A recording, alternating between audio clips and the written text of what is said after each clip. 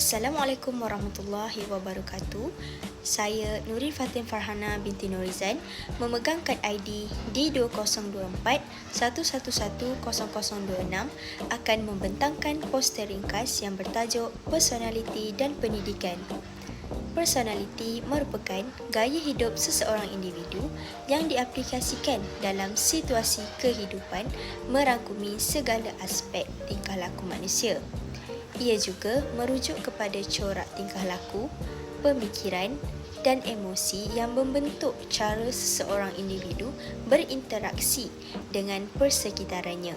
Pemahaman terhadap perbezaan personaliti pelajar merupakan aspek yang sangat penting kerana ia mempengaruhi gaya pembelajaran, penglibatan dalam bilik darjah, interaksi sosial serta pencapaian akademik.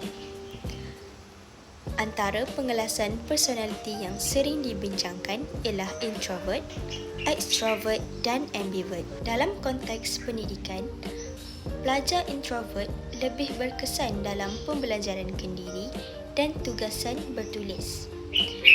Mereka juga memerlukan masa berfikir sebelum memberikan respon dan mereka kurang menonjol dalam perbincangan lisan namun mempunyai pemahaman yang baik. Oleh itu, guru perlu menyediakan pendekatan pengajaran yang memberi ruang kepada pembelajaran individu, penilaian bertulis serta suasana kelas yang tidak terlalu menekan dari segi interaksi sosial. Sebaliknya, pelajar berpersonaliti extrovert lebih aktif, komunikatif dan memperoleh motivasi melalui interaksi dengan orang lain. Mereka cenderung belajar dengan lebih berkesan melalui aktiviti kolaboratif dan komunikasi dua hala. Dalam pendidikan, pelajar ekstrovert aktif dalam perbincangan kelas dan kerja berkumpulan. Seterusnya, mereka juga lebih yakin menyampaikan idea secara lisan. Dan akhir sekali, mereka menunjukkan pelibatan tinggi dalam aktiviti pembelajaran aktif. Bagi menyokong keperluan pelajar ekstrovert, strategi pengajaran seperti pembelajaran kooperatif, perbincangan kumpulan, pembentangan dan aktiviti interaktif amat sesuai untuk meningkatkan keberkesanan pembelajaran mereka. Seterusnya, kita beralih kepada ambivert.